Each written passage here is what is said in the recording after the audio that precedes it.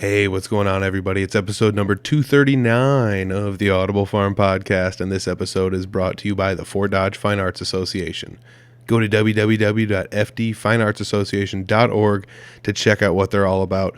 Such a great organization helping out all the musicians and all the artists, and anything that has anything to do with art anywhere that's happening in Fort Dodge is basically somehow connected to the Fort Dodge Fine Arts Association. They have a great community calendar. They show a lot of events, over 60 events each month in Fort Dodge, just something to do art related anywhere. So that's pretty sweet. They're a big proponent of making sure that the arts should be accessible to everyone, and that's such a great thing. We want to help out with that too. So thank you very much for helping us out with this, Fort Dodge Fine Arts Association. This episode, I'm sitting down with Cole Smothers. Cole Smothers plays drums with Jesse Wilson. He also plays drums with Elias Netz. And this is a great episode. I have such a good time sitting down talking with Cole. I feel like we could have just kept going with this episode. I've noticed some of the episodes are starting to get a little bit longer. I'm just having a good time having conversations with anybody. And Cole is no different.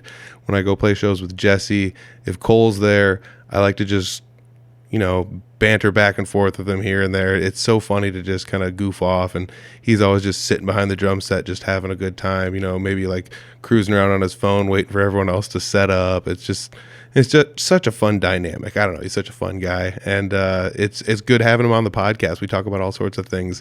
This is kind of an off the wall convo. We kind of just go anywhere and everywhere that the conversation took us, including a bunch of weird questions about favorite places to go, and we talk about golfing and all sorts of stuff. This is a good one. I hope you guys enjoy it. It's episode 239 with Cole Smothers. It's the Audible Farm Podcast with your host, Peter Stockdale.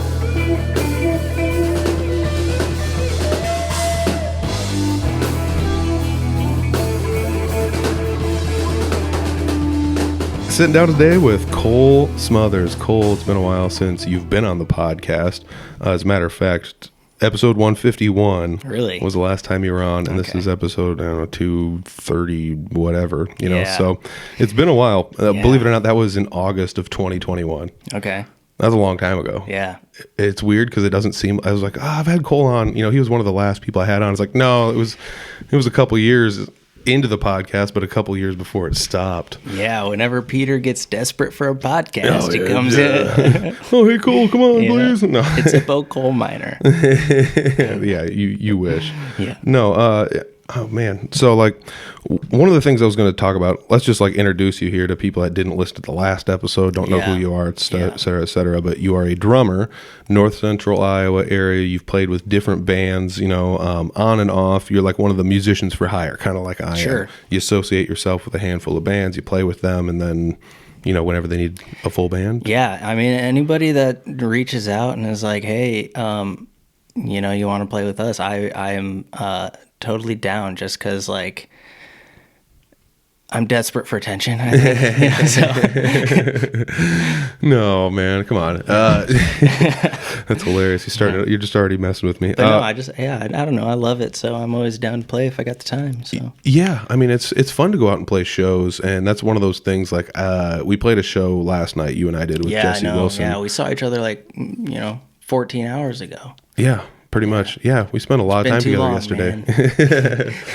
But that was one of those shows where when I was playing, and I usually don't look at my watch or see what time it is, but that was one where I was just I wonder how long we've been playing, because I really hadn't hit me, and I looked down and it's just we've been playing an hour already. That's pretty crazy. And then we took a break not too long after, because it was a private party and they wanted to do something else for a second. But that's one of those things.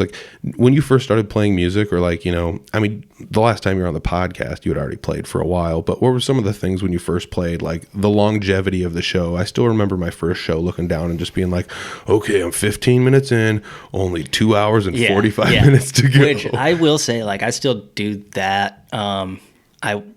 To back it up a little bit, last night was just a great time. I think we killed it pretty well, and there was a couple times where I had looked down at my phone for the time or whatever, and I'm there was never a time where I didn't where I wanted to take a break, you know? Yeah. Normally there's times where I'm like, all right, I know what time break time's at. I kind of got to run to the bathroom real quick. I hope we can just I hope this time goes by a little faster so we can get to it and then get back. But I would have not taken a break and played all night last night. It was such a riot. Yeah, it's so funny because it's not like you're like wasting the best performances ever, but it's like it seems like some of the last shows that I've played with Jesse that we have absolutely crushed have been like private, like corporate type gigs. Yeah, and it's like, oh man, I mean, this is for like the 50 to 100 people in the room, but at the same time, like I wish everyone could have seen how much we were just crushing it. You know? Yeah, it was such a great time last night, and well, I guess to answer your question, when I first started playing, we always booked like 4-hour gigs. Yeah. And now it's only like, we book 3 2-hour gigs. So at that time we were just like, I guess, I don't know how we even had that much material. Yeah. But it was like, we take a break every hour. I think I was just having a blast at the time.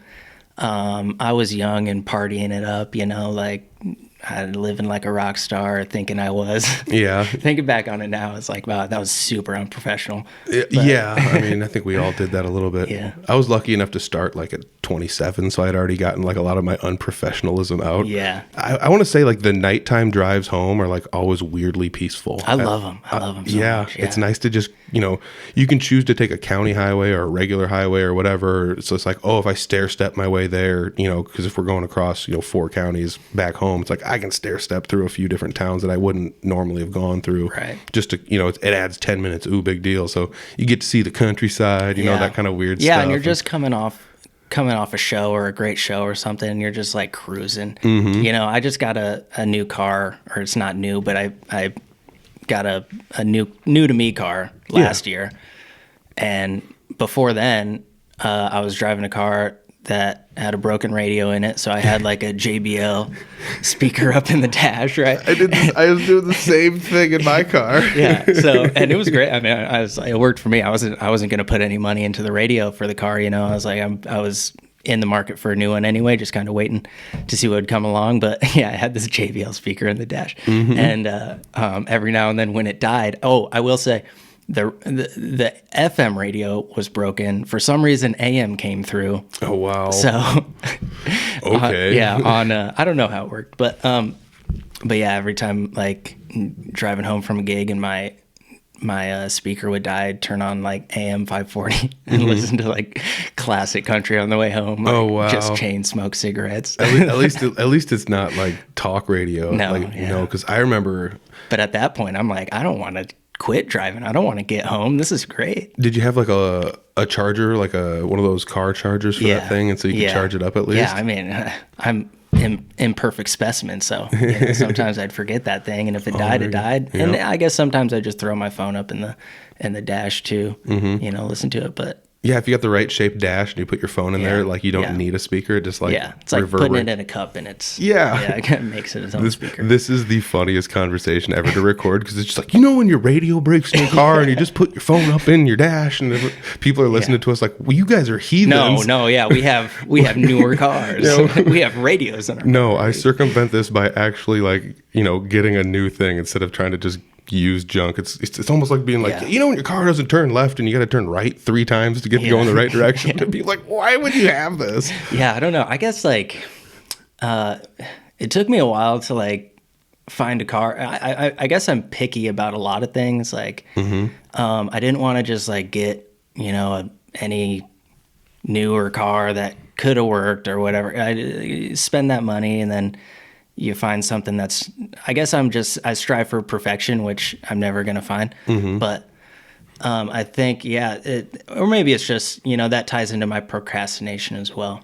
Okay, that's perfect, because I want to say that like picky people in this sense are more like particular people. Yeah. But you literally just, without actually knowing it, said like one of my favorite sayings I've been using lately, which is, perfection is a form of procrastination. Yeah. And it's like, I didn't like the saying a lot at first, because it's like, well, I am a perfectionist and everything I do is great and blah, blah, blah, blah. But then you still make mistakes. And like, I think a lot of it is like, procrastinating like a project, like not even starting it, that's the problem. You're not going to start out perfect, you know. And I always feel like with cars, it's like you could go like wait forever to get a good deal or whatever, but it's sometimes it's best just to find the one you want and get it and just go with it. You kind of just have to make a choice and go with it, because I was always like, I want to get the best car that does this, and then eventually somebody comes along with a better one or whatever. It's like, oh, it's got to have these types of connections so I can see these things, and eventually like a better one comes along, you know. And it's no different than phones. Like every time I buy a phone, like a year later, it's like, this thing's obsolete. It's junk. Yeah. Well, I think they designed them to do that, but yeah,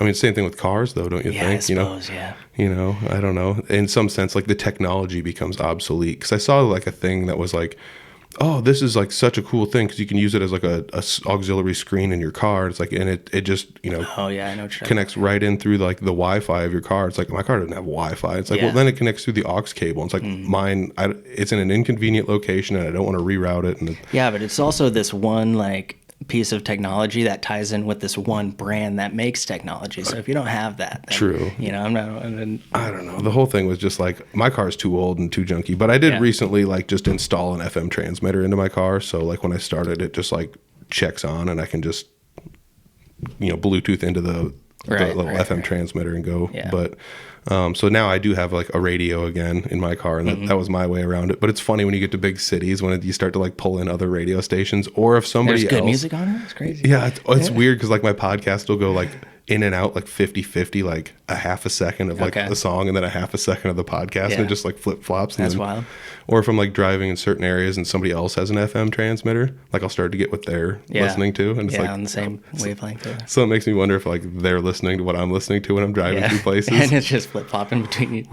I feel bad for it's just a bunch of raunchy comedy podcasts. Is basically all I listen to. Cause, I like comedy podcasts. Oh yeah, it's fun to drive home late at night and listen to those and just like laugh and laugh and laugh and laugh about the absurdity of that. And that's the other thing, like you were mentioning, driving home late at night. It's just like cathartic almost. You just get to kind of like come down from the rush of having just played a show. And that's why it's such a great time. It's because, you know, you're like just reminiscing on the whole night you had, and the drive it's not like such a drag, you know. I mean, you just had a great night and you're just kind of waiting until it ends, and if you're driving home, you kind of don't want to get home because that means it ends. Yeah, exactly. Well, that's exactly what it is. And I think that's like one of the things that I definitely suffer from, is the whole like, I don't want things to end, you know, and when they end, you have to start over. And so that's one reason I stay up super late at night. Yeah. And that's another thing too. I am a night owl, but I have been going to bed a lot earlier in my, you know. Do you have stuff to do in the morning now? Yeah, I get up super early. Well, I mean, there you go. And what's super early we're talking? Because it's like 9:30? No. Like 4:30. That's plenty freaking early. Jeez, man. What are you doing? Oh, my gosh. Yeah, I love driving home late night from shows and things like that. But, like, what are some other things that maybe, like, were tougher then? Because I always think, like, the longevity of the show. Or here's another thing, actually, about driving. Like, you and I prefer to drive alone to shows, mostly because like you have an entire drum set and we don't have a trailer with most of the bands we play with. So like to be like, hey, can I put this all in your Corolla? It's just not really going to fit, you know, when you put more people in it. So, but I'm sure you and I both have driven to and from shows with somebody else before. So like, what's the difference between driving home with somebody and without somebody?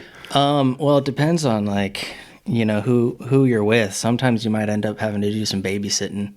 True.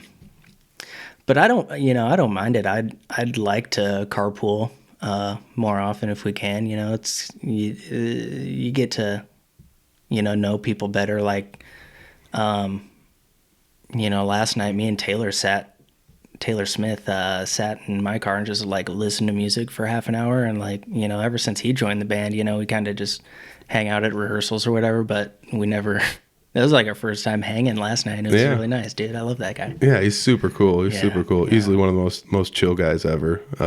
You know, super talented too. It's fun, like just being like, hey, play this song, and he just like listens for a while and starts playing. Yeah. Wish I could do that. But yeah, I guess that ties in with, you know, I've always looked for bigger like SUV cars because I have this drum set to haul around, you know, and I used to drive this Toyota Highlander that. When I was playing duo shows with Reuter, we could fit our whole PA in my drum set and his guitars and everything, you know, just stack it all up and we'd drive to shows and do all that.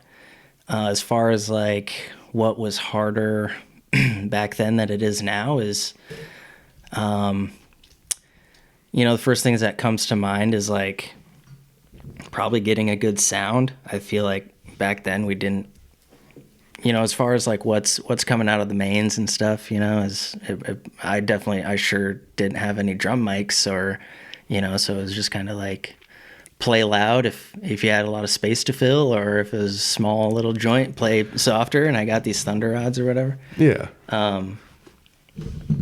It's the like classic drummer thing where like you could get stuck in a place where like miking up a drum is inconvenient because it's a small enough room where you don't need it. But then you also, like you said, you have to almost measure internally, like how loud do I have to play then? And that's how hard you have to hit things, Yeah.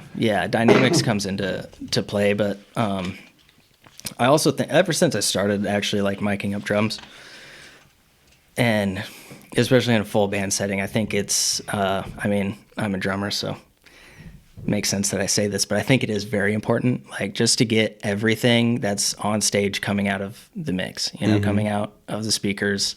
It feels, I guess, to me a little less professional even if you're playing an acoustic drum set. Like, sure, the people can hear it out there fine. How does just an acoustic set come through the mix? How does it sound without any mics or to be dialed in a little bit, It just, I guess in my experience, when I do get the rare chance of somebody playing my drums so I can go out and listen to it, I'm like, wow, it sounds so great. And then I can only imagine like in a full band setting. I think I get the so like I like analogies, and this is the one I first thought of. It's like it's almost like eating a cheese pizza. Like you take a bite of that, and then you eat a little slice of pepperoni. Like it's okay. I mean, that's like the drums are not going through the PA. The PA is the pizza, and the drums are just like next to it. And it's like, well, this is fine. Yeah. But it's definitely not a pepperoni pizza. Right. Yeah. So it's like, I mean, that's great. It's basically the same thing. Yeah. But it's not, and it's weird how like you said, it's okay, it's fine, but it's just not the same thing, and to get everything all together on the same, vehicle to the crowd is kind of, plus I'm sure it's beneficial for like, a sound guy, if there is a sound guy. I think that's some of the thing though, is like when there's not, you're kind of just stuck with whatever you can do, and it's not always as easy. You almost have to have somebody in the crowd or in the band be the sound guy, but then they have to mix everything like without themselves, and then just guess themselves into the mix to an extent, unless they have a wireless setup. And I do appreciate that analogy and like you understanding, because you don't know how many times a guitar player will be like, oh well, you don't need drum mics, do you? Well, I mean, like in general, the drums aren't an instrument. Well, you don't need guitar mics then in that sense either. It's like, well, just turn the guitars up, Oh, like, we can just mic up your bass drum and your snare, and I'm like, okay, well, you just play your high E and low E string the whole show and see how you play that instrument. Yeah, no kidding. Well, it's funny because if I was a drummer and somebody did that, I just like wouldn't ever play a tom the whole show. Yeah, Why even bring them? Yeah, exactly. Or they just have like 5 of them set up. You don't even hit one for a whole 3-hour show or something. That's what I would do, honestly. But and that's where like I think miking a drums is like a thing where you can do it in different ways, where you do like kick, snare, overhead, or just kick overhead, and things like that. So you could still get the whole package coming out in some capacity if you wanted it to. Yeah. Which is something like I've noticed you've done, is like you've changed from basically miking everything individually and then using all of the microphones for like ambience to pick up the like cymbals. Yeah. And now you do like overhead kick, I think. Do you do snare too? No. Well, last night I just tried out like the kick drum mic, and then the one overhead pointed at the snare, and then it kind of catches everything around it. Which I don't necessarily have to do, but I guess that ever elusive Brad Hofing, that's kind of his recipe, and he kind of put that into my ear, and I'm like, yeah, I'll try it out. Especially with my my other drum mics that were kind of lower end or whatever. I just kind of wanted to get some to get a baseline reading of how it's all going. Half-ass better mics, and then see how it goes. Well, you're using that to like that kind of gear to figure out how to actually do the whole thing, and then it's like, all right, now that I know how to do this, let's invest some money. Yeah, you know? yeah. I'm definitely working on my sound now, and yeah. So I guess I don't really know how it sounded last night, but I like the idea of. I wanted to, at least capture some dynamics on the hi-hat and ride, and the power that comes out of cymbals as well. Like I was just miking up kick, drum, snare, 2 toms. I've tried before, like miking up both toms, but kind of aiming them at cymbals, because if they're attached to it, generally I would think the vibration kind of catches the mic, or they're close enough anyway. They kind of try to catch everything without planting 2 overheads or 3 overheads on top of the, on top of everything as right. well. Yeah. And I don't know if I'm the drummer that needs all that jazz either. So I guess, with this. Well, you got to mic up the gong next. I mean, I'm just kidding. He doesn't No, have a more gong. recently, man, I'm trying to like dim down my weight, dim down the drums I play. Like, just make it easier and smaller, because you can't put me behind a 20-piece drum set. I'm not going to play all those drums. Yeah. And that's, oh man, for a long time, I just wanted like a guitar setup where it's like, I can bring this anywhere and it works for anything. And now I'm to the point where it's just like, I want like a smaller setup, because it's like, I don't need all these pedals to do all this stuff if I'm just going to play, only going to utilize like a couple of them, given I was in different bands at one point in time. So it's like I use these pedals for this band and these pedals for this band and these pedals for this band, but they're all in one setup and I just turn them on as I need to. Sure. But now I'm to the point where it's like I'm just carrying around extra stuff. It's kind of like the cliche of, when you first get started playing music, you have all this gear and all this stuff you have to bring to every show or whatever. And as you get older, it just becomes dimmed down to this, and I think that's life though too. It's like when we're all young, especially, I know I did for sure, but you're just like, I want to do everything, and you don't know where to start, and you're just like a chicken with your head cut off with 4,000 hobbies, and you're not good at any of them. Yeah. And then before you know it, you're like in your 30s, and you're like, I'm actually pretty good at these things. Let's see how good I can actually get at them. And then you just have all these like half done hobbies and piles of junk sitting around your house. Yeah, I feel that. Yeah, I mean, I definitely did that with gear for sure. I like went through and was just like, I got, I need the 4x12 with the big 100-watt whatever doodad, and then it's like, well, now I'll just go with a 2x12. It's like half the size and whatever, and then eventually it's just like, I need a combo amp, and now I'm like, you go back to combo amps, which is funny because I remember being a kid like, what right musician in their right mind would buy a Marshall combo amp, or like, like why wouldn't you want the big 4x12 and the head on top and whatever, as a drummer, why wouldn't you want a double kick, right, 2 kick drums? Why would you want to bring the double kick single pedal mechanism thing? It's like, eventually you don't want to drag it everywhere, or maybe it all won't fit in your car, or like you got to decipher how much, you do need, or how much you're going to use, or what it's really actually bringing to the table, what it's actually doing for you too. And there you go. True. Otherwise you're just bringing like extra stuff. You're bringing decorations. Yeah, exactly. Exactly. Yeah. It's just all about the look, And, I mean, that's as weird as it sounds. I still do that to an extent. I use a combo amp, but I bring the extension cab with. Yeah. And then I just stack them, and I don't use the extension cab. I just mic up the combo. So guess what? It looks fucking awesome, it man. Looks sweet. Look at all that tweed behind me. It looks so cool. That's the other thing that's funny is like I sometimes used to play bass in a punk band, so I'd bring a bass guitar with, and the bass guitar was in a tweed case, and I'd like get it out, and like dudes would just like look at me weird, like I'm like, no, it's tweed, but we're playing punk tonight. I swear, it'll work. Just trust me. Yeah, we're not playing bluegrass. Yeah, no. Oh well, I mean, I wish I could, honestly. Yeah. Me too. So, what are some like new challenges you found? Like back then, we were talking like it might be take a little long time to play a show or whatever. Or, like driving back and forth to shows, there might be different challenges in there. But like, how about like new stuff that you had mentioned, like trying to parse down your drum set so it's a little smaller? Are there any other things that you're kind of trying to change about how you're approaching music?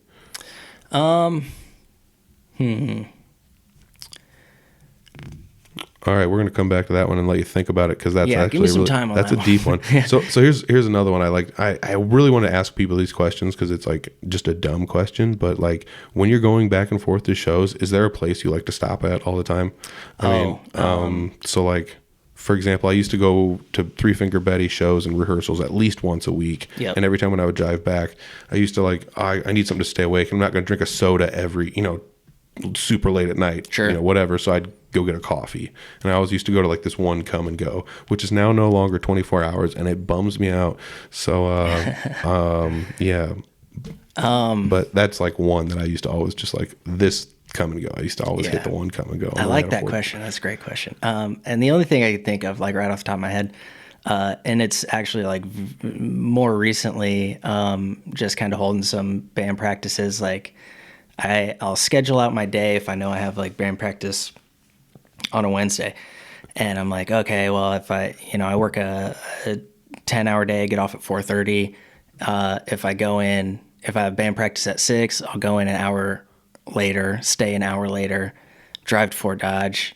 Takes 20 minutes or whatever, and then I can get to this place. But before, I'll stop at the past like few weeks. I've just been like, well, I need dinner at some point too, otherwise I'm gonna be grumpy. Yes. And I just been stopping at Tom Thumb, grabbing like double cheeseburger and fries, driving like eating it on the way to. Nice. And that I guess is has become ritualistic, I suppose you could say. That's what I've done the past 3-4 weeks. Been holding these band practices, so That's fun. I don't know. That's the only thing that really comes to mind. I mean, you find you pass a Casey's on the way or on your way out of town, like they probably got warm pizza in there, and They will not. I went to Really? I went to literally every Casey's in Fort Dodge that was open after we were done last night. Not a single one had pizza. they're slacking. Not a single one. As a matter of fact, I went to, and this is how like desperate I was for Maybe food. it wasn't late enough, or maybe it wasn't early enough, because like One of maybe them- they make a bunch of pizzas at like 2 a.m. Maybe. One was making donuts and the case was empty. The other one had Yeah, but you came here for pizza. had like a warmer item that was like really old, and I don't remember what it was. And at that point, if you're gonna take it, you better just get it for free. Yeah, pretty much. Yeah. And then the other thing was, I went to every Quick Star. Yeah. And only one had like their hamburgers, but it was the cheap one, and I didn't want to eat it. So that was like the only thing at the one. And So what'd you do? Just not eat last night? I found one Quick Star with some food that I actually like wanted. Otherwise, like the other one just didn't. Their warmers weren't even on. It was like, geez, what's going on here? Like, late night food is such a tough thing to come by post COVID. Right. Like pre-COVID, it was like you could Everything's open all the time. Yeah, you can They find- stay open super late. Every convenience store's 24 hours. Like, local restaurants were open till like 2. yeah, It's yeah, like what do for we sure. do? Like, And this now, is crazy. COVID comes around, everything has to close at 10, or at first it was like only carry out. I think they realized they saved money by not Yeah. staying open late at night. But what do you think about that year, man? it was weird. I'm still like, I don't think anybody fully recovered. No. It just messed up my the way that I associate things with time. Yeah, And that's like 100%. Like everything that's happened after it, like nothing's like, it was such a big landmark that everything like, 3 or 4 years before and after is just grayed into it. yeah. Dude, I think about it. I'm like, I'm from Manson, and I think smaller towns around here, there's definitely like things you had to do, but very much different than like a bigger city where like everything shut down. It shut down completely. There wasn't any wiggle room. There wasn't any like, loopholes you could find. But so I guess what I think about is like everybody was super creative. It just boosted creativity to like get together and do things and still like, have social outings or, connections, and rather than just, the same old thing. Like I don't even have an example for you, but because, bars or restaurants close down all the time, like now we gotta go outside and do something, let's go frisbee golfing, or let's go golfing, or, I frisbee golfed a pile during COVID. I don't know. There was just so many things that I did that year that I did not do in any aspect any years before that or any years since then. Yeah. So it like opened up like a few new things to you. Yeah. I could totally see that. Yeah. Yeah, I could also see where like the difference between a small town where it's like, well, we have to go anywhere to do anything anyways, so we're just going to in some capacity do it. Right. Because if we have, like I have to go to another town to do this shopping or whatever it is, So there's things like that where it's like, or you still have a job where you have to drive to, so people are still getting in and out. But there were places like, imagine being in a big city where everything's hustle bustle all the time. Everybody's moving everywhere all the time. And I'm talking like downtown areas with skyscrapers and stuff. And you're just like one of the people living in one of those tiny boxes in that skyscraper. And all of a sudden it's just like every place is closed. Yeah. All the time. Yeah, it's you can't go anywhere. Zombieland or something. It would get weird, you Yeah. know? It would be Yeah. so much different than it would be Super like eerie. yeah, I mean, because, and I'm just throwing it out there, like Manson or like Humboldt or whatever, you know, small towns around the Fort Dodge area. Sure. Humboldt's a little bigger than Manson, but still, like, it's not like there's anything going on anyway. It's not that there's not, but like you go outside and it's not like there's 4,000 cars driving Right, around, you know? yeah. It's so, wasn't too big of a change when COVID happened, you know, as far as traffic and like, people going outside to some capacity. Yeah, for us, no, yeah. Yeah, I do, you know, like walking around and just doing like that kind of stuff. Like anything to get out of the house and walk around. I remember like doing a lot of that. Yeah. Yeah, for sure.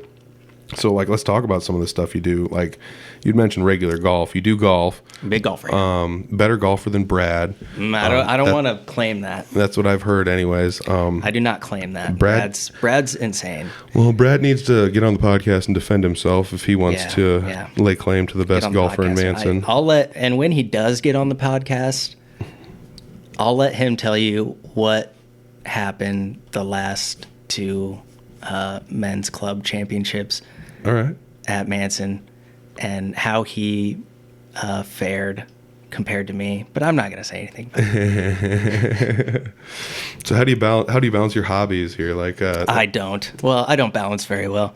It's super hard. 'cause I mean, when you're if you're good at anything, it's kind of like that just takes over, you know. And for me, like it's not like I'm so good at music that's taking over everything. Because I do the podcast, I have a job, I do other stuff too, you know. Yeah. But when you're like really good at two things, how do you balance them? You know. Well, especially, I mean, I don't know. I think with a lot of golfers, I don't know how many golfers listen to this podcast, but they would totally know what I'm saying. When you really get into golf, it consumes you. You know, you're obsessed with it, and alongside with music too. I'm just as obsessed with music as I am golf. I guess in one way that I've been balancing them the past few years is like, you know, 1 year I'll kind of decide, hey, I'm gonna, you know, take more shows. You know, when we start booking shows and they ask about a date that I know I have a golf tournament on or whatever, I'll be like, yeah, the show's going to take priority. I kind of decide, you know, and kind of flip flop year from year. And I kind of, if I have a show and it's kind of a, you know, tournament or something that I don't need to do, then I'm going to probably play that show. But, going out there and golfing is super fun too. You get a chance at money as well. But yeah, I don't know. The past few years, I'm kind of like, this is my golf year. This is my show year. Where like, if a show comes up and I have a tournament on it, well, sorry, I'm not going to be at that tournament. I'm going to play the show. Yeah. And yeah, and that's kind of, I guess that's one way how I balance it. But yeah, I don't know. It is super hard just being a busy guy, and when you have a lot of stuff going on, it's like you got to make time. You got to set some stuff aside. You got to, you know, reroute some stuff. And yeah, I don't know if I figure it out. So I gotta ask, this is gonna sound weird, it's off the topic, but it's a golf question, sort of. So yeah, I love. Yeah, let's make this a golf podcast. Yeah. So like when I would like frisbee golf or disc golf, Yep. I'd play at Sheldon and Humboldt a lot, to the point where like I could basically just finish under, Sure. you know, for the whole course, which is like not like insane, but it's pretty good, you know, for somebody that's out there frisbee golfing. Yeah. And you know, it wasn't weird for me to just be like, all right, I golfed 18, I'm just gonna do 36. Yeah. You know, so like that's how much I was frisbee golfing. Again, I was not like a pro by any means. Are you like, you know, researching new discs a lot? No. No. You got one or three you go out there with? I have a bag of like 6 and I use 2 of them. Yeah. So you're kind of a diehard. Yeah, I found like 4 of them. And you're know? shooting under par, dude. Yeah. Well, I mean, I got to the point where it's like I never researched anything really. I just found discs I like to throw. I never looked at like how to actually throw. I never looked at like how to change my technique. Oh, dude. I didn't do anything to try to like get any better. I just liked playing, and that's how much, you know. And you're nonchalantly like good at it. I mean, kind of. Like, I'm not like great because like there'd be times where I'd go out there. It's like, well, I'm 7 over today, but like yesterday I was like -5, -2, and I golfed twice. You know, it's like okay, That's my life on the golf course, dude. yeah, 100%. But I mean, like I would go to like let's say Call Park in Algona or any of the courses in like Fort Dodge or wherever, and I'd go like throw around there, and it's just like. I'm always over. I don't do terrible, but I definitely don't do great. You know, I'm probably just like average at best, you know, again, average at best, you know? So like, do you find that like with like regular golfing where like at Manson, you're just like, I've golfed this course like 1,000 times. Even if they move the hole, I can still figure out the best way to exactly what you're talking about. Yeah. So, but then when you go to like, it's your home course, you know? Yeah. This is what I tell people, you know, you know, you golf, what's your handicap? I say, well, I'm scratch at Manson, but I'm like a 10 handicap anywhere else. Yeah, I can see that for sure. I go anywhere else, and it's just, you know, it's not the place you're most familiar with, and you don't know the ins and outs of that place. And then, you definitely shoot worse, or you score more poorly. Was that Kitty? That was the cat. Yeah. The cat. Let's get her in here, dude. No way.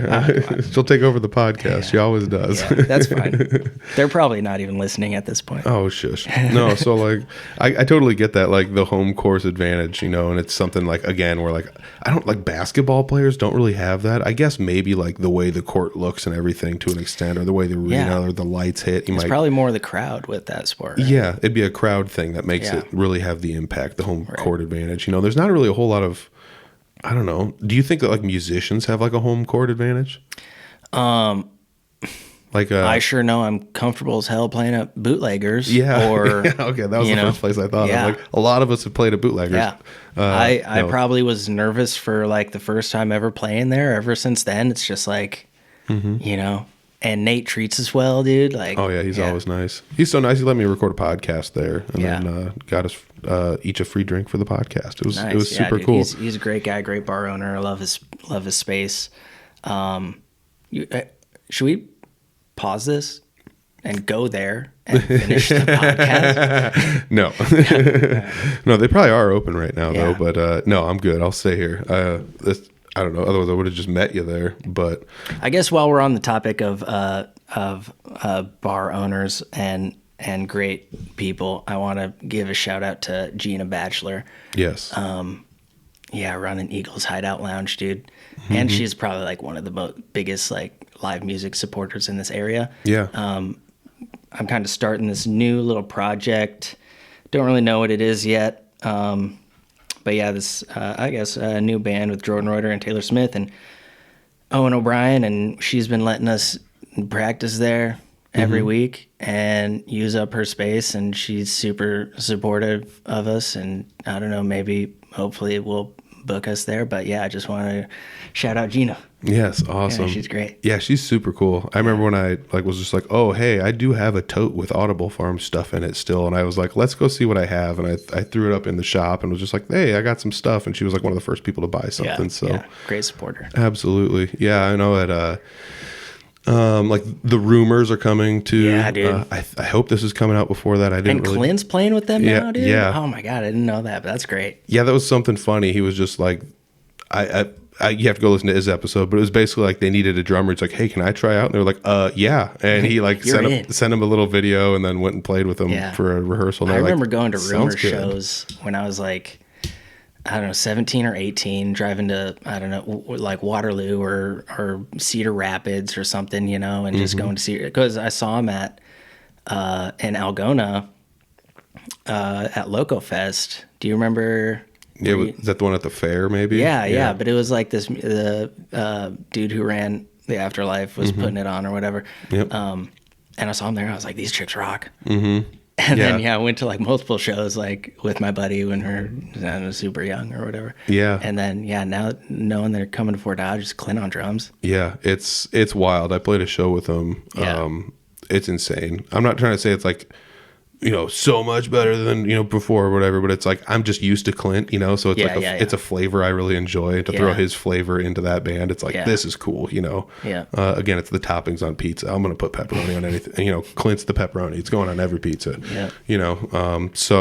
they're really, really cool. And that was like, you said it, you hit the nail on the head. Like a lot of people, like from the outset, if you just saw photos, you'd be like, gross, girl musicians, ew, they're hot, or like whatever. Like for some reason, people just have that like recoil. Or like they don't have to be good. They're just, they're hot. And then you go watch them. It's like, I'd put them in my band. Like, I don't care. Oh, yeah. I wouldn't care if they had like thick, heavy sweaters on. I'd still put them in the band. Yeah. Like, they're insanely They good. do rock. They're insane. Yeah. So that show's going to be at Third Floor Eagles. I think originally they were like maybe going to put it on the second floor, and then there were too many people. And they were instantly like, no, we're going third floor with this, and band for this. And it's up on the third floor. Definitely going to be worth checking out. So if you guys don't know anything about that, and I didn't have anything to do with like setting it up, but like I remember talking to Clint while he was kind of like talking with the Rumors and Gina about like putting on a show there and stuff, and he's just like, who should we have open? And I because I in the area, Love Bomb, baby. Dude, that was like one of the things we were like talking about bands, so I like threw a few of them out, and I remember like when we came upon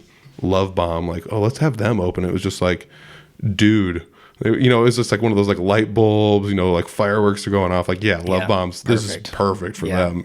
I wish I would have got those opportunities growing up. And I mean, I had a couple, opening up for bands when I was younger playing, but those kids do deserve it. They do, and the support everybody shows for them is insane.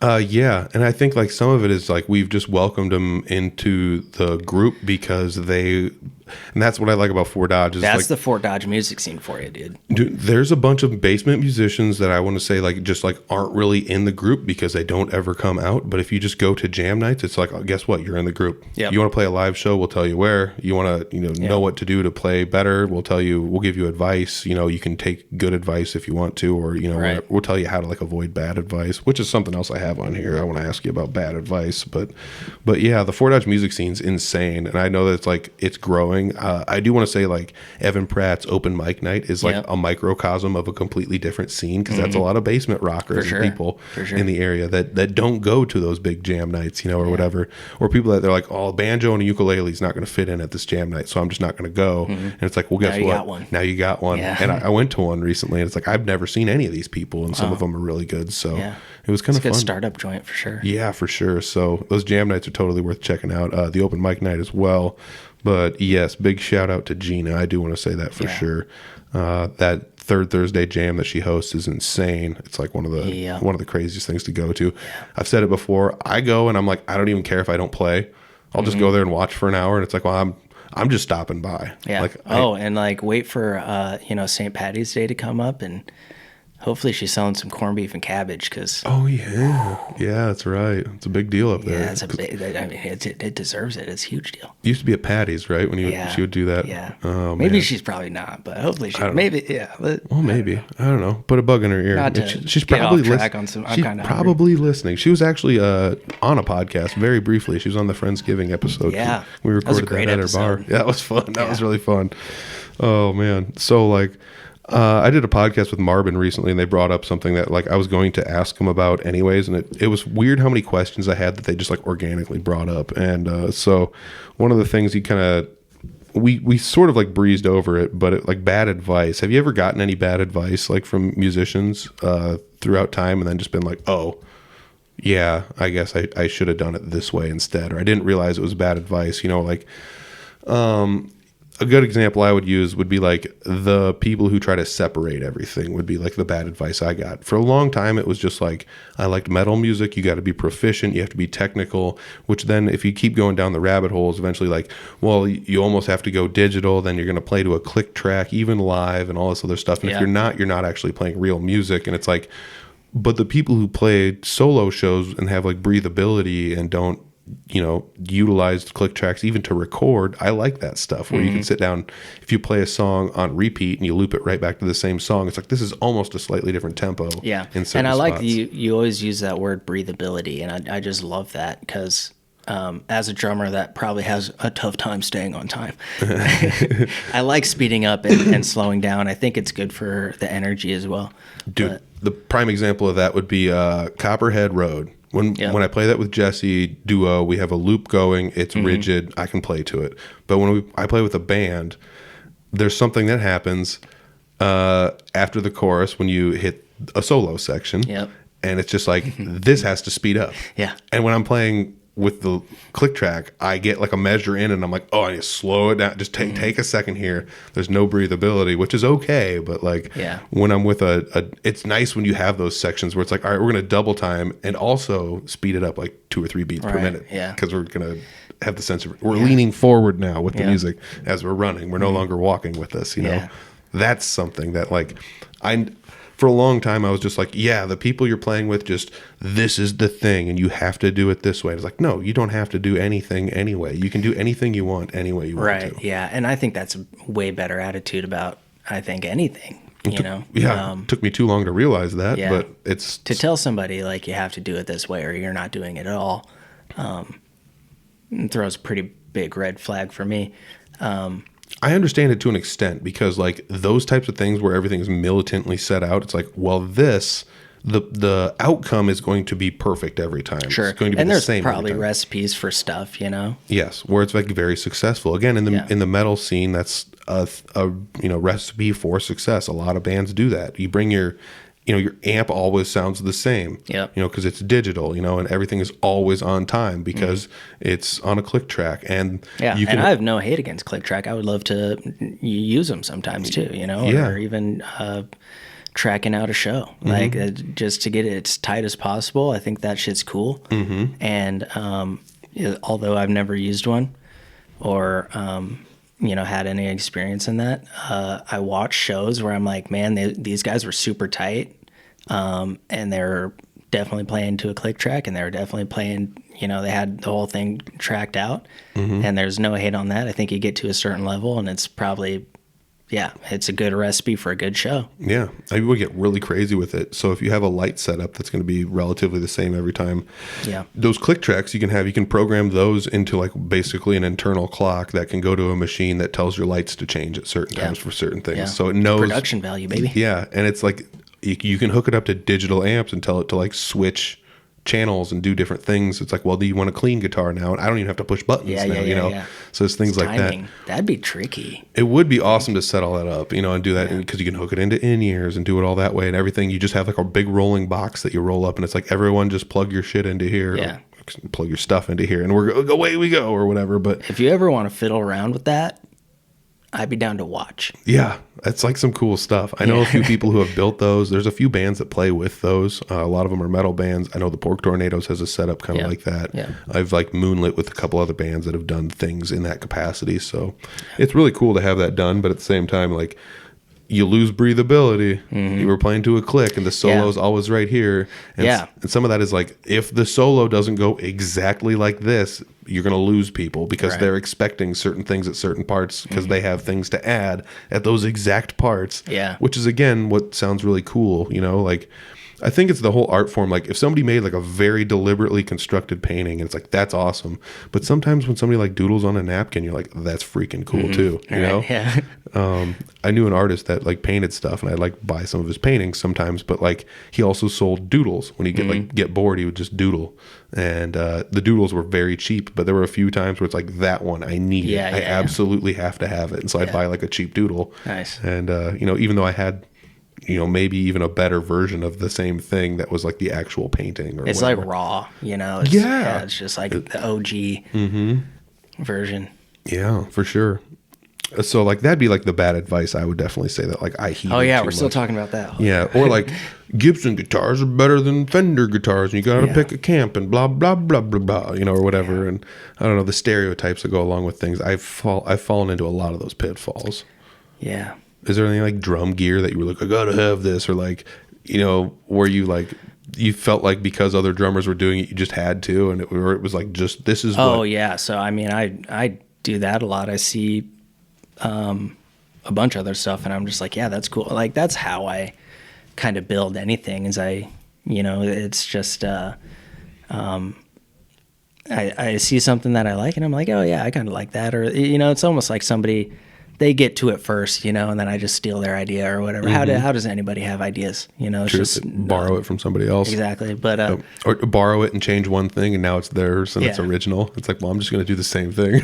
As far as like advice goes though,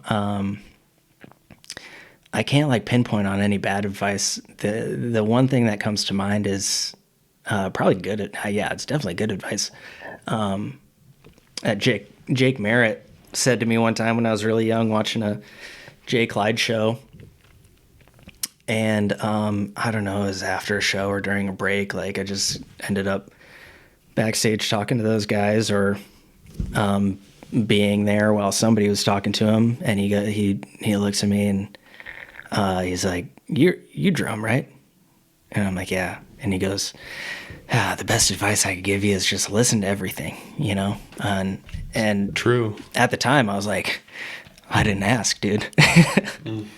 I'm just kidding. But no, yeah. And it took me a while to even like break that down and think about it. And then once I started playing more, it was definitely like, yeah, don't just listen to the words. Don't just listen to the lead guitar part or the rhythm guitar part or the bass, you know, just like put everything together and try to benefit the song or the music as best you can as a whole, you know? Yeah, playing tastefully took me a while to kind of do a lot of that. I think some of that was like, you know, maybe like you said, like I like these guitarists and they're doing these things and that's the only thing I'm paying attention to and not actually how whatever they're doing fits with the rest of what's going on.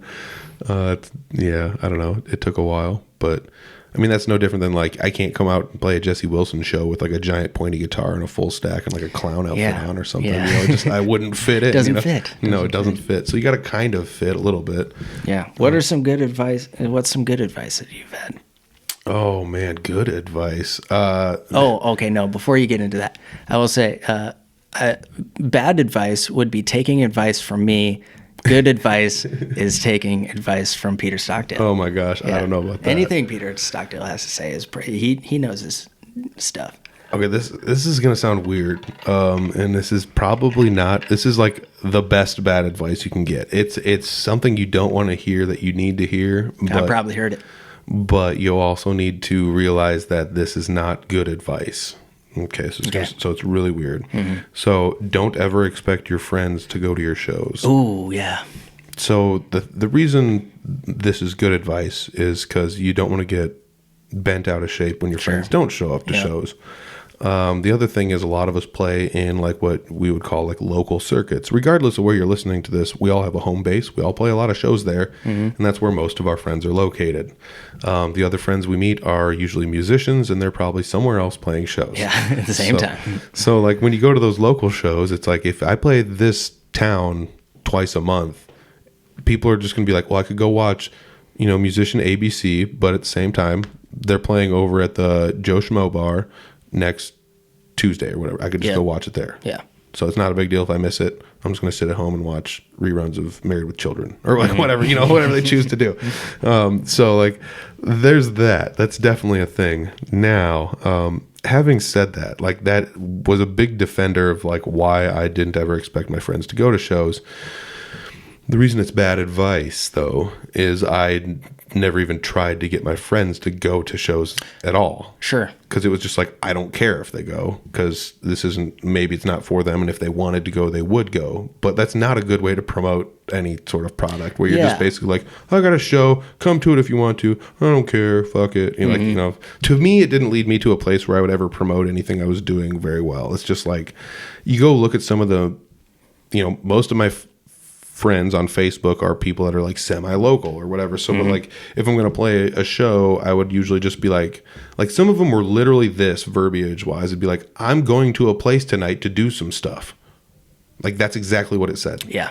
Not like I'm going to bootleggers to play music. Vague. Yeah, I know. But I'd like to share like the event poster or the you know, the event on Facebook or whatever. Yeah, I hardly do anymore. I think it has been because in the past I probably have like invited people or posted a bunch of stuff or shared it on my Snapchat story or invited a bunch of people and then they don't show up and you're kind of disappointed or whatever. So then you get to the point where not inviting them at all. But, say they do show up, it's like, all right, they're there to support you, and that's all great, but do they actually like it? Or, and then, I don't know. Yeah, so if they do show up, you're kind of like, I feel bad because if they hate it, but they're just here to support me, and I don't know. I hate telling anybody to do anything. Yeah, pretty much. I feel the same way. I don't really want to tell anyone that like this is what you should or should not be doing or whatever, but it's also like working a job in marketing now, it's like, well, you kind of just have to let people know that this thing exists, and if they want to go, they can go, and if they don't want to, they don't have to. This is something you can buy, and this is why it might be fun, and if you don't want to do it, then don't do it.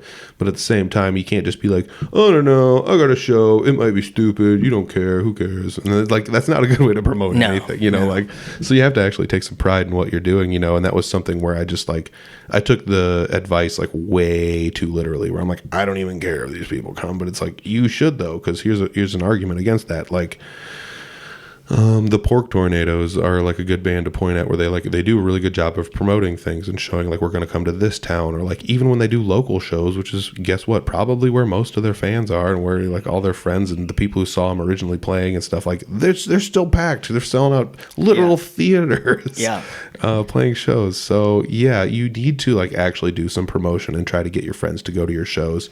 And the other thing is like, if you want somebody to go to your show, you kind of have to give them a reason to go. Yeah. And that was the other thing where it's like, I used to like, nobody wants to go to these shows, and I get all bent out of shape. I'm like, this is so good, but like, if the production isn't good, or it's just like way too loud, or like whatever, people aren't going to want to come back. Sure. Or if it's just like in a dingy place every time, or whatever. Nothing against dingy bars, because we need them to play in, or whatever. But like, sometimes some people want to go to an actual theater show, or some place that's like bigger.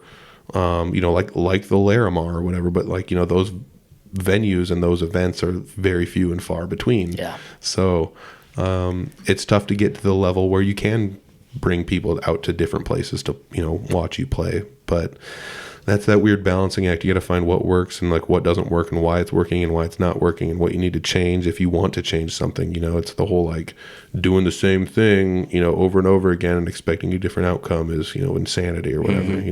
That's kind of how I feel about a lot of that stuff. But it is good advice though. You shouldn't ever get like all bent out of shape that your friends are there. And if you want your friends to show up, find a reason for them to show up. We all have lives.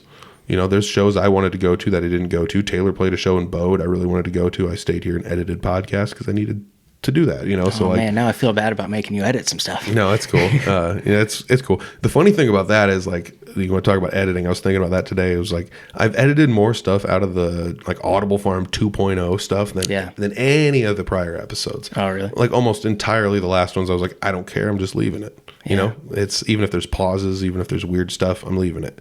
But now I'm like editing way more stuff out, and I think what's weird is I think I'm a little more brazen on this one, where I'm like, these are my actual opinions. Yeah. And this is how I actually do feel, where I try to be a lot more political in the last episodes and to be like, well, that's just the thing, the way it goes. And, Well, I think, just trying to be yourself more and not putting on a front or anything. I don't think anybody should be out there, I don't know. I came on here and I don't have anything to promote, really. No, I just wanted to have you to sit here and talk. I like talking to you. I'm not trying to, put anything out there that I'm not. So, well, let's talk let's talk about who we could promote though. Yeah. Who are the bands you playing with now currently? Maybe most frequently. Jesse Wilson and Friends. Yep. Jesse Wilson Band. Go see him, whether it's solo, duo, trio. 5-piece, 6-piece, 4-piece. Yeah. He does it all, man. Yeah, it's crazy. I mean, they've done shows without me, and I'm the lead guitarist, and guess what? It's perfectly fine. Yeah. I mean, it works. He's got so many people at his disposal that he can do it in any order. Yeah, he's doing the damn thing for sure. Yeah. Elias Netz, him and I will start doing some stuff. We usually take a solid winter break. He's also playing in Renegade Soul now, so I hope that's going really well for him. I haven't caught a show yet, but... that's cool. Yeah, but we do a lot of duo stuff, sometimes full band stuff. Get a little busier over the summer. Like I said, I'm starting this thing with Jordan Reuter. We don't have a name for it yet, but we're jamming a lot, and it's a good time with Jordan Reuter and Taylor Smith and Owen O'Brien. Stadium Drive actually is throwing around the idea of becoming a 4-piece band. I've talked to Jeff Fosbender, who I just kind of recently formally met and fell in love with. Yeah, that he's a fun guy. That guy's great. Yes. And, everybody loves Vino. Yes. But yeah, so I've been in contact with him and thinking about, they've been doing some writing, booking shows, and I love to hitch my wagon to that because I love those guys. I love their music. And if I can be a part of it, that'd be great. Yeah. That'd be awesome. For sure. Yeah. I mean, that's something it's weird to say that like you and I have known each other probably now for like 5+ years. Really? 2020 would be the podcast starting. And that was when I was like going to Barnum Jams like for the first time basically. Yeah. So, oh my gosh. Yeah. So, or the end of 2019 or 18. Let me do some backwards math here.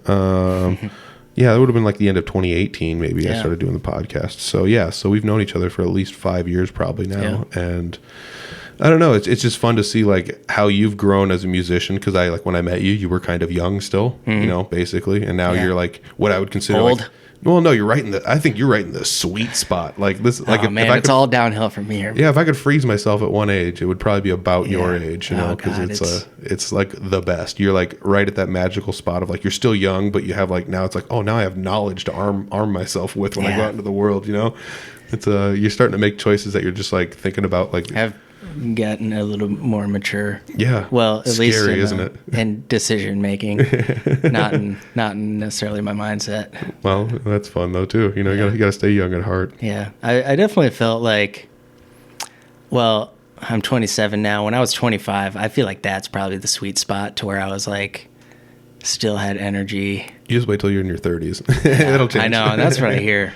Oh man, it's really like I said, it's all downhill from here, baby. Dude, it is really funny though when you like get to the age where so many people were complaining about. You're like, I don't understand what everybody's complaining about. Like it is kind of funny. I've like hit a few of those like in my life where it's just like, why does everybody complain about this? This is awesome, or whatever. But I don't know. Like I don't know. That's just life, though. You gain experience and stuff like that. So if people want to check you out, I'll put all the links down below for like Jesse Wilson and Mr. Elias Netz. So, cool. Those will be down there. I did actually talk to Elias about coming on the podcast. So I know what he'll tell you, man. He's like, you got to get my dad on first. Yeah, I mean, we've kind of hopefully he just comes on. Gone through some of that, but we'll see what happens. We'll see if he ends up coming on or not. I've got a lot of these to schedule out in the near future. Yeah, he's a great guy. You'd love talking to him. Yeah, like one of the last episodes, I was like, I can't get guests. I don't know what to do. And like I said, you're desperate. Yeah, I just started messaging people. I'm like, okay, I haven't talked to this person on the podcast in a while, or this person I've never talked to on the podcast. Let's see what everybody's got to say. And then everyone's like, yes. Like it's like, man, last week I couldn't pull a yes out of somebody if I had, if I tried to bribe them on, but now. What episode did you say I was on last? You were on 151. And this will be like 239 maybe. I do remember it last time I was here. I was super nervous for it. Came in, talked to you for however long we talked, and then on my drive home, I was like, what did we even talk about? Yeah. I like blacked out for it. Yeah, that's how these work. Yeah, I remembered like a few hours later, and I was like thinking, days leading up to this, I'm like, yeah, that's, I don't feel like as such as nervous for this time around, but I feel like when I'm driving home after this, I'm like, what do we even talk about? Yeah. I feel that way like with other things. Like the first few I recorded, I was weirded out by that, where it's like, man, I hope this is good. And every now and then I'll record an episode where it's just like, there's good stuff in here, but we're going to need to edit this down or something, Well, you're such a great conversationalist to where like you kind of forget anybody's listening. Yeah. I mean, right now nobody's listening. That's the thing. Yeah. But when people actually hear this, then people will be listening.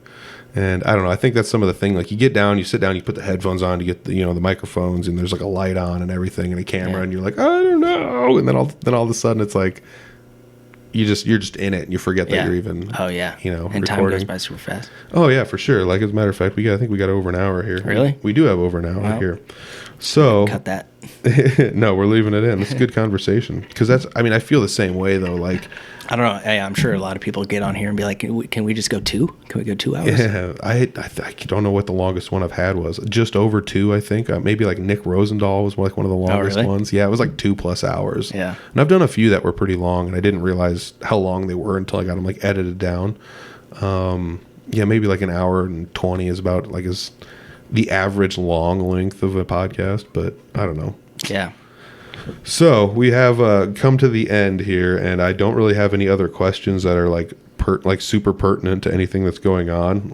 But we did go through some of the weird ones that I wrote down because I was like, I think I want to start asking some weird questions on these podcasts. Yeah, I love it. Because why not? Like let's have a debate about what gas station food is the best, or like let's have a debate about like what town has the best bar, what bar has the best bar food. Mm-hmm.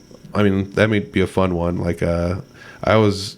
Like the train station in Alton was like one of the places I was like, man, this food here is pretty freaking good. I can't remember what it was. It was basically like we asked for some food and they like on our set break brought us a steak, and it was just like, oh geez, like we didn't even have to like ask for a steak. They just brought us one or whatever. Yeah. I don't know if they. I was expecting chicken strips. Yeah, I don't know if they had leftovers or what was going on, but they brought it to us, and it was weird to like eat a steak on break and go back and play another show. Yeah. But I mean, I've had their pizza. I've gone in there a few times, like before Jesse shows or like after Jesse shows, when we played like afternoon shows and gotten food and stuff, and it's super good. So, there's places like that I just want to know some of those questions. Let's throw some shout outs to venues and things like that. But I mean, Shiny Top Pizza.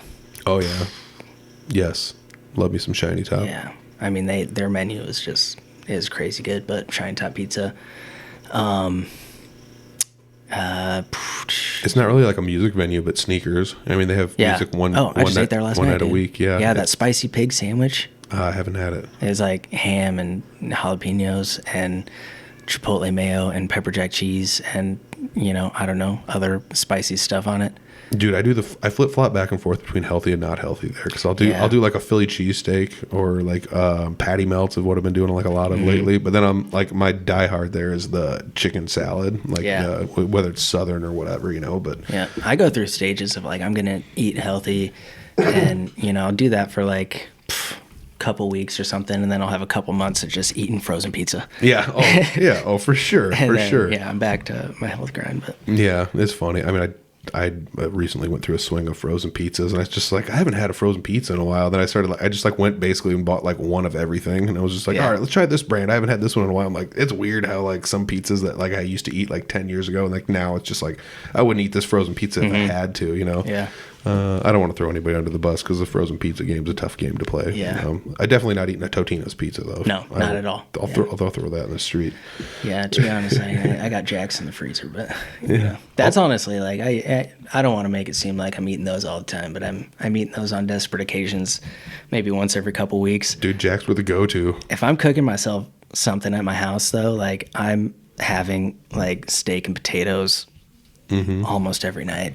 Dude, I started doing a lot of like actual cooking now too. It's yeah. I think COVID started that though too, because it's like I'm just gonna start cooking recipes. What's the worst that could happen? You know? When I worked in a lot of kitchens back in the day, so I never cooked at home. Yeah. I had like but you have all this knowledge. I know, and and what I found out actually is like, and I tell people this all the time, but I'm like, I'm not a cook by any means. I'm not like a great chef. I'm not a great cook at all, but if you put me in a kitchen, I can do whatever you need me to do, and I can do it quick. That's what I really learned from like working in kitchens, But like you send me home and give me, and ask me to make this insane recipe or whatever. I'm following a recipe, or I'm, not even making it at all. Like I can make steaks and burgers and wraps and whatever. Like, you got a bolognese brewing up right now. Yeah. Let's be real. No, I'm not on that level, but yeah, I mean, I can cook bar food efficiently. Yeah, and I'm pretty good at that. But dude, I could go for some bar food right now. Yeah. I think some of that is also. Do you want to pause this and go to a bar and continue the We're going to finish the podcast at a bar. Yes. No, I mean, this has actually been a really fun one. We sat down, we kind of like recapped everything that's kind of happened, just kind of some things that have changed. Because believe it or not, again, it was like 3.5 years ago you were on the podcast. Yeah, so that's crazy.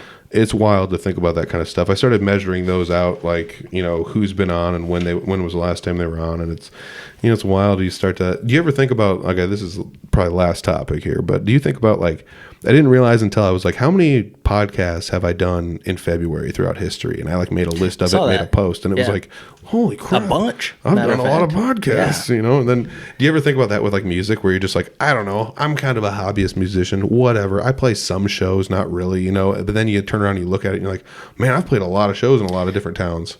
Yeah. Driving through some towns or just thinking around is like, it's kind of fun to think like, oh yeah, I played there. I just brought it up last night at the Larimar or whatever. It's kind of fun, like, to go, you know, when you play a joint and, you know, you're allowed whatever, you're allowed free drinks, you're allowed free food, or, you know, you get paid to be there. You get to walk underneath the whole venue, you know. As we were walking downstairs, I was like, man, if I were to come here just to come to a show and they just, you know, thought I was random, I wouldn't be allowed down here, you know, but just because I'm playing here or whatever, they're fine with it. Yeah. I mean, like, we didn't want to walk through a place where everyone was eating. So we and we're walking back and forth a lot. So we just used the downstairs passageway there, and which was cool because we didn't bother anyone and everything was fine. But, you know, it's like one of those things where, like you said, if you're just a Joe Schmo, you're like, I wouldn't be allowed to see any of this cool stuff. Yeah. So I don't know. Well, that was off topic, but I haven't really dove into like how many shows I played per year. I definitely notice when like I have a year that's more or less than most. And I don't know, I have this little book in my head that I know of the states and towns and places that I played at here and there. You ever? I almost feel like those like construction people are just like, I laid the flooring in that house or whatever. Like Jesse said something about that last night. He's like, I spray foamed this place, and it's like, I do that. You know, I played there. Yeah, I drive through towns. I'm like, sweet, I played here. And it's like, or like you go through a town, and you're like, why does this sound familiar? You're like, oh, I played a street dance here. Like, exactly. On places where they like build a stage or something, you go to that very spot, and you're like, you know, I sat right here and made noise on my drums. Yeah, for sure. I mean, there's a few places in Fort Dodge that were like that. It's like, I can't wait to play here, and then you finally play there, and you're like, sweet, I played a show here. You know, I think I've knocked most of the places out. I've played basically anywhere you can play a show in Fort Dodge. I'm sure. Maybe with the exception of like one or two that I can think of that I know people have played shows at, but it's not a frequent thing.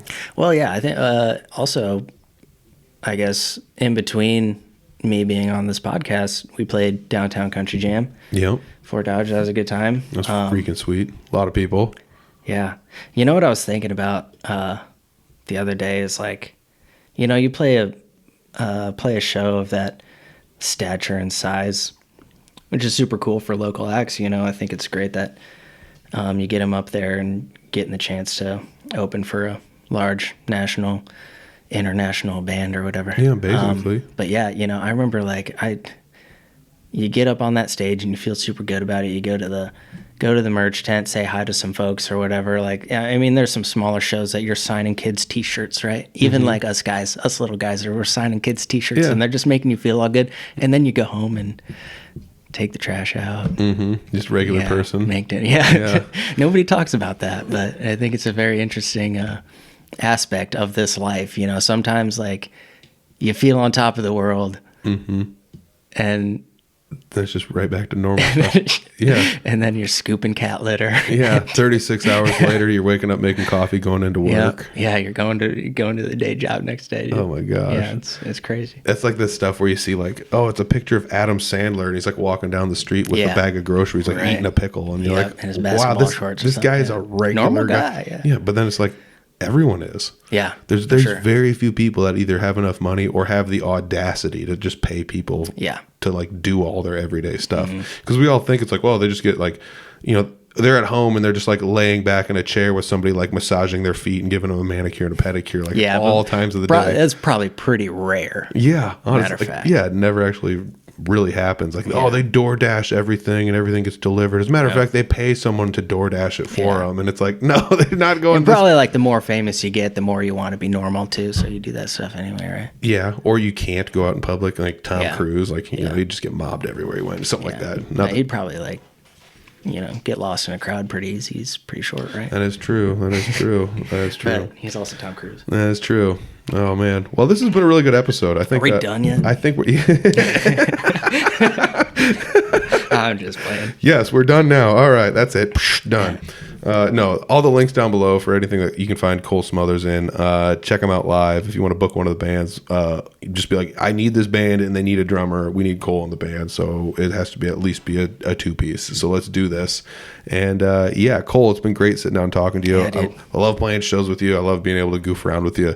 I feel like some of my, I don't want to say like nervous energy, like you understand why it's funny. Like when I'm trying to be funny and around other people, they're just like, look at me like a weirdo. Yeah. Because I could like stand in a crowd and say something just like this bombastic, and you just look at me with a smile. And I love your sense of humor. I'm just always looking to goof off too. You know, I don't take it. Sorry, I didn't take your podcast more seriously. Shit. No, that's what this is for. It's for a goof off session for an hour for us for every single week. So if you want to come goof off with us, just let us know. Yeah, get me back on here, man. I have a lot more goofing off to do. Yeah, for sure, absolutely. Yeah, you're one of the fun people around. So thanks, man. I really appreciate it. No, thank you. I love you, dude. Yep.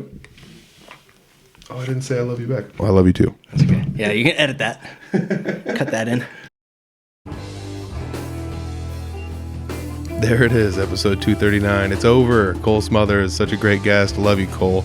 Gotta make sure I say it in the outro. Make sure you know I mean it. Such a fun guy. I don't know. He's fun to goof around with. I know you guys will like him too if you haven't met him before. So if you see him out and about at a show, say hello. He's such a fun guy.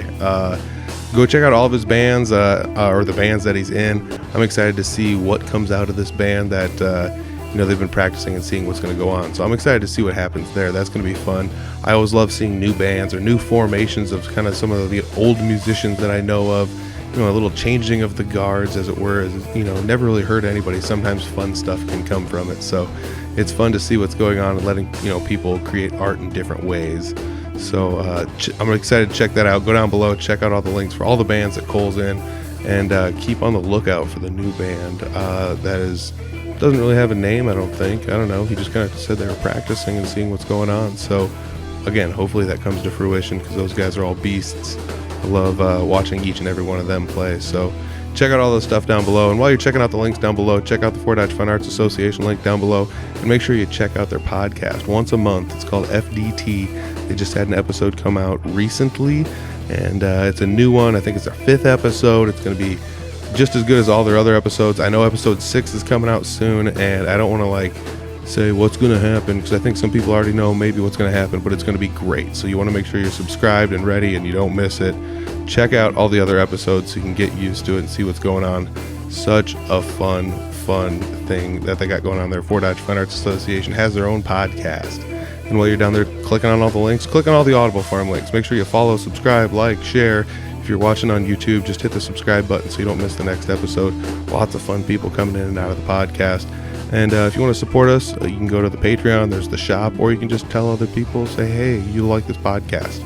That's the best way to support is just free supporting. Just tell someone it's back. Audible Farm's back. Hashtag bring back Audible Farm worked. We are here and we have made new episodes and we're going to keep making new episodes for the foreseeable future. So yes, enjoy. Thank you guys very much for watching. This is a fun one. Thanks, Cole. And I'll check you guys next time. audiblefarm.com. Peace.